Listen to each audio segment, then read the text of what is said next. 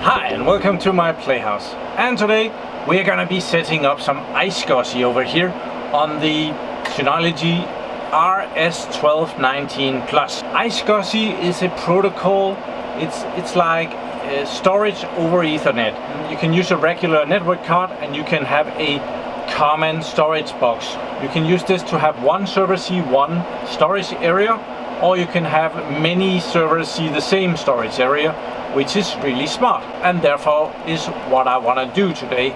I want to have a common storage area where I can have multiple servers getting their files or storing their files, and it's widely used when you want to move a virtual machine from one server to another server. It really likes access to a shared storage at that point. iSCSI is different from NSF or Samba from not being a file system but a disk system. It's kind of another peel of the onion. You get further down into it and you get actually a drive that you have to format on the server that you give it to. In this case we are giving it to multiple servers, so the first server is able to format it and do whatever it wants with it, and then the rest of them will see that. Not that the rest of them will not be able to destroy that if they want to, so it's also have to be a bit careful there. But yeah, we're gonna try and set that up. I am also gonna be setting it up so that the iSCSI is going out through 10 gigabit Ethernet. The Synology box has this feature that you can tell it that, well, my iSCSI goes out to this network port, my FTP goes out to this network port, management this port, and so on. You can have multiple ports and use them for multiple things. So like there is 4 1 gigabit Ethernet ports in here, and there is no reason for me to use a 10 gigabit Ethernet port. If I was just connecting it to the internet, that would be a waste of the 10 gigabit Ethernet port. But in this case I want iSCSI to be able to have up to 10 gigabit. It's never gonna be that fast, I am guessing, but it might run faster than what 1 gigabit can supply. So yeah, we are doing that. Let's go to the computer. So here at the computer I have opened up my Synology RackStation thingy here. When I configured this I left some space. I didn't use all the space for the volume that I have created right now because I wanted to make a separate iSCSI volume. You don't have to do that, but you can do that. See, let's see, I have 16.4 terabytes available. I am using just about 12, so there is about 4 terabytes available to make another volume here. So here is my volume. It's called volume 2 because I deleted volume 1 when I was done copying over data.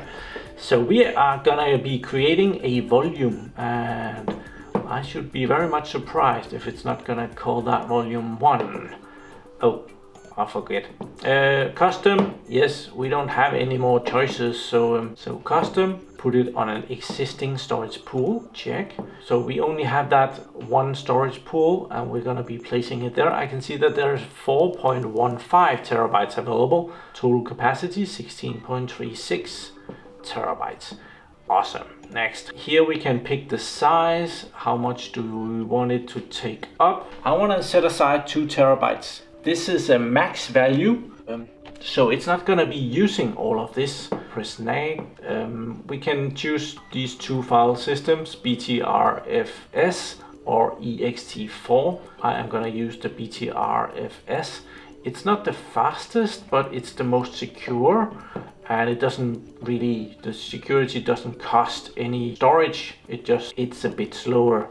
And I'm not going for maximum speed here, I'm going for secure storage-ish. Here we are, summary, next, apply. Go get. And it will create my new volume 1. Awesome. So let's go and create our iSCSI on that. So it used to be that you configured iSCSI over here, and there would be another couple of lines down here, and that was for iSCSI. They moved that. It got its own little spot. So here we have iSCSI Manager. So we can hop in there, and in here we can see that there's 10 events, because I have been messing a little bit with it, but I have deleted everything, so everything is clean-ish. I hope. Should have deleted those events as well. So to make this, we need to go and create a LAN. A LAN is the disk area that your server, or it could also be a VM, can see. And I want to make sure that I can connect all of my hosts to the same shared storage, which enables them to be able to move virtual machines from one host to another host, because they have shared storage. So they can move the virtual machine to the shared storage, and the other server can take responsibility of it and move it over to its local storage, or just keep running it from the shared storage. So we create a LAN here, and there is nothing, so we have to create it up here, and we can give it a name. And I don't think that LAN1 is that great a name. I wanted to say something more so I know what this is. So I'll call it my PlayHouse. And if I was to make Benny, that's a great name. And we can put it on one of these two volumes. And as we just created this volume 1 for it, it would be good to put it there. Then we can say how big this has to be. This is going to be thin provisioning. We're going to set that one just in a moment. But let's just start out with 1 terabyte. That enables me, I could make another LAN just next to it, or I can expand this later. So thin provisioning, I want that. Please notice this advanced LAN feature down here. That will change when we change this, but this is actually pretty awesome. Right now it's set to no, and that means that it will take all of that 1 terabyte of data as soon as we take it. But thin provisioning means that it will only take up the space when we need the space, and it can grow. And with this new feature down here, it can also shrink. When you put data in your iSCSI LAN, it will grow. And when you delete data from your iSCSI LAN, it can reclaim that storage, and it should shrink. I haven't tried this in reality, but I think it sounds really smart, so I think we want to try that. We want that. That's a cool feature. And now this advanced feature changed down here, so that is now available. It gives us some more options down here, like VMware ESXi and Windows ODX. I have no idea what that does right now, so whatever. Next. And it says that we're gonna be creating that. That's awesome. Great. We have created the LAN for it. This is setting up a mapping for this, and that's what they call a target. So we are creating a new iSCSI target, and it's the way in. If this is if the LAN is the bunker, well, the target is the staircase down to it ish. I don't know, that's a stupid way of seeing it, but well, next. Here we can give it another name. I'm gonna give it the same name again. I think that will be fine. There. And this long name here, this one, that's kind of the IP number or the URL for accessing this. So we have our disk area, and to get to it, well, we punch in all of that. You can shorten that if you want to. You're never gonna be typing it, so it doesn't really matter. You can also enable a lot of password here, chap, where you can put a username and password. You can also enable multiple. We are gonna pass that right now. I just want to have this up and running, so this you can go in and add later, no problem. Go on, we get a summary, and we get apply. Right now we have created a new LAN. It's 1 terabyte. It's we haven't used any of it yet, so that's awesome. We have created a target for that 1 terabyte there, and there is a lot of stuff that is disabled, like this multi-session here, which I would really like to mark and make blue so you could see it better, but it's that one. That's disabled, and we kind of want that. So we have to go up under action and edit. And we get a lot of awesome features up here, like in the advanced, we get the ability to allow multiple sessions from one or more iSCSI indicators. That one we want. That is what enables us to connect to this LAN from more than one server. So we will do that.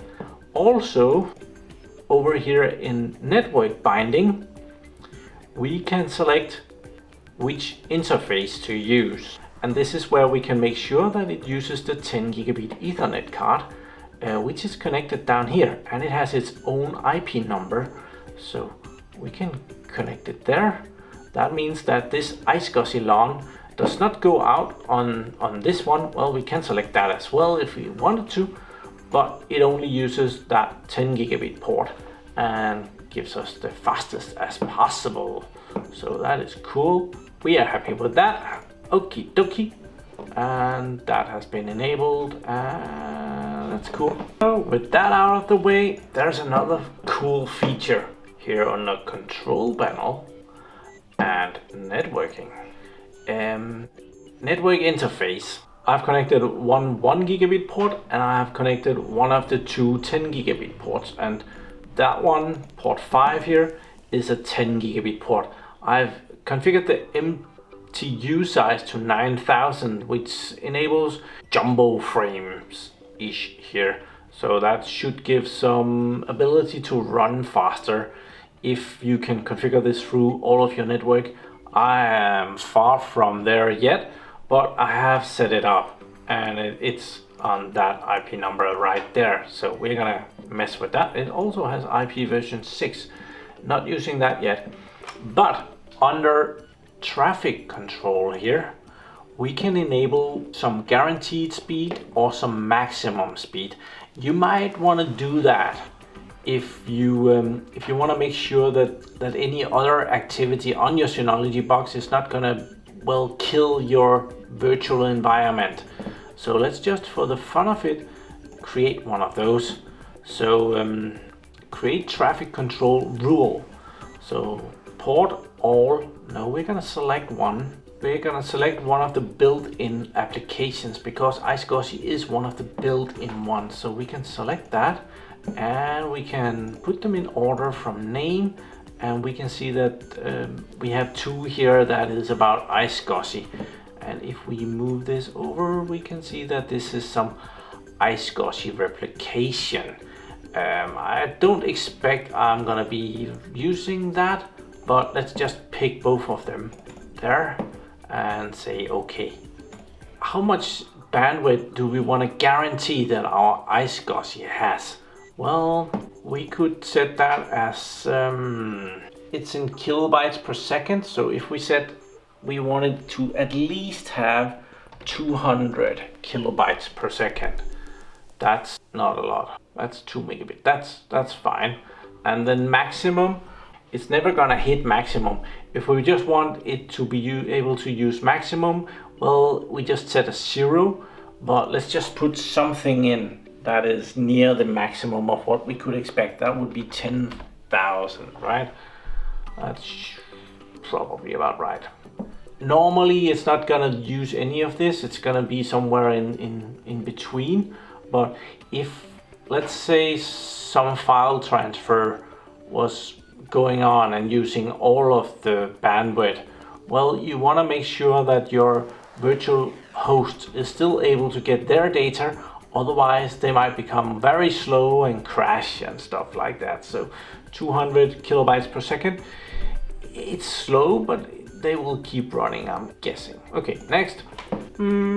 Okay, we have set up that rule, so save. I'll just check if I can see that drive from my desktop.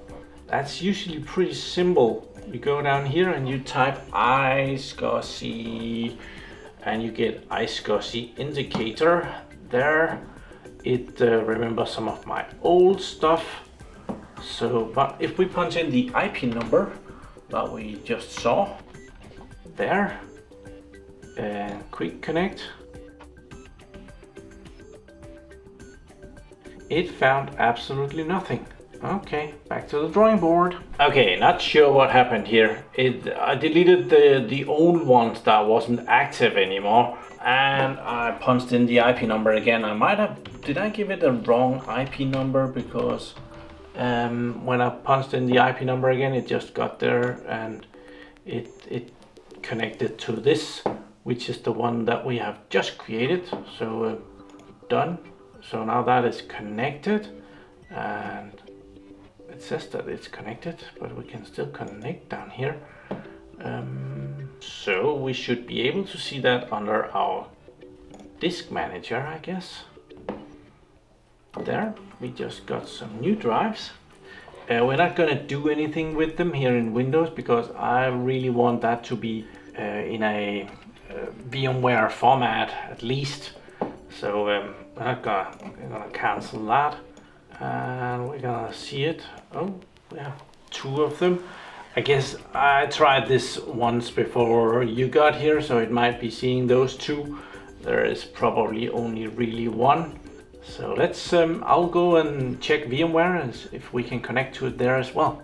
Okay, so I have opened up vCenter here for VMware, and I am on my everyday server here as of right now. It's the awesome Lenovo System X3650 Model 4. Model 4 right there. It has a couple of very good Intel Xeon E5 2690s version 2, 3.0 gigahertz. Awesome. 10 core CPUs with hyperthreading, so that's a total of 40 cores. To set this up, we have to go into configure here, and I have already been in here, and there is a fan here at the very top called storage adapters, and we can expand that a little bit so we can see everything. It has a mega RAID adapter, it has some SATA adapter, and it has a USB storage adapter. It does not have any iSCSI adapters at the moment, which is perfect because we get to install it. And there is this little plus up here, add software adapter. So yeah, just happens to be that we can add a software iSCSI adapter right there. You can also add a fiber channel over Ethernet adapter. That would be down here, but as we are messing with iSCSI, we're gonna pick that one, and it's just okay, and it will add it, and it's no deal whatsoever. It's right there, and it gets its own identifier, iSCSI target thingy, just the opposite thing. So cool. With that, we can actually here go and connect to our iSCSI LAN. So which one is that? Dynamic discovery. It will just give me everything that is on that IP number, and it's so much easier. There, discovery. There, it found something. It is already added. So, but it's not coming up with any drive. Oh, we have an error up here. Due to recent configuration changes, rescan of blah blah blah is recommended. That sounds fair. Rescan. So that disappeared. We didn't get anything new down here. Let's rescan storage as well. We'll just scan everything. You have to be a bit careful with this scanning feature because in a production environment things can go wrong.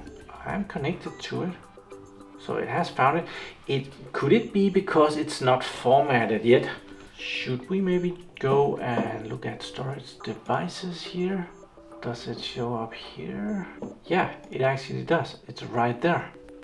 So it does see it here. It's there. It hasn't started using it yet. So what we could try is go up and select action up here and pick storage and create new data store. Will it pop up if we just use this one? Let's check. Oh, it says it right here, LAN. Yeah, it should see our LAN. Let's go on. It sees it. Cool. So we can add it here. So we'll give it the same name. That's the easiest. My PlayHouse iSCSI 01. There. Next. Pick that one probably. Next. We can select which file system to put on here. We will try this VMFS6 here. I'm not sure, it might give me problems with Proxmox later if I want to connect from Proxmox to it, but well, we're gonna try that. Partitioning, use all available, yes. Disk size, block size. I think we're gonna go with standard here. Next, and summary and finish. So let's go and see our storage. There, we get a new storage device down here, my PlayHouse LAN, and it's available, and we have 1 terabyte available of disk space. That is awesome. So with that in place, I was able to give this server, which is it's a jump server, I have given it a 40 gigabyte hard drive on that LAN, and I have it right there, and Disk Manager already sees that 40 gigabyte drive, which I can now format. It's like a VMware drive, so we can online it. There, we can initialize disk. It sees it as a, yeah, we don't need to boot on it, so we can just pick that one. And we get a new drive. We can make a simple volume. Next, next, next, next, next. There. And that is created. So we can try and copy something forth and back to it. Probably take some local stuff. Do we have anything? Oh, we have a 912 megabyte files that I have recompressed. So let's try and copy that. Copy, yes. And it's moving with 200 megabytes per second. That's great. So it works. That's kind of weird. 200 megabytes. That's fine. That's great. There is of course a lot of stuff that I need to configure on this. I didn't set up any password thingies, and I didn't put it on its own VLAN, which might also be a good idea to separate the normal LAN traffic from the iSCSI LAN traffics. That might give you some more speed and some less interference and so on. But this worked really well, so I hope you give this video a like.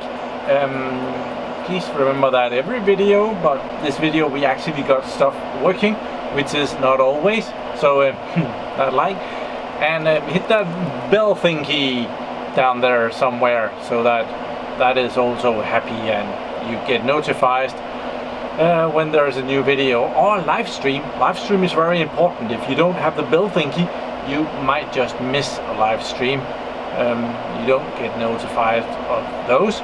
Thank you very much for watching my videos. Do subscribe to my channel so that you can see me again, and have a really nice day. Bye bye.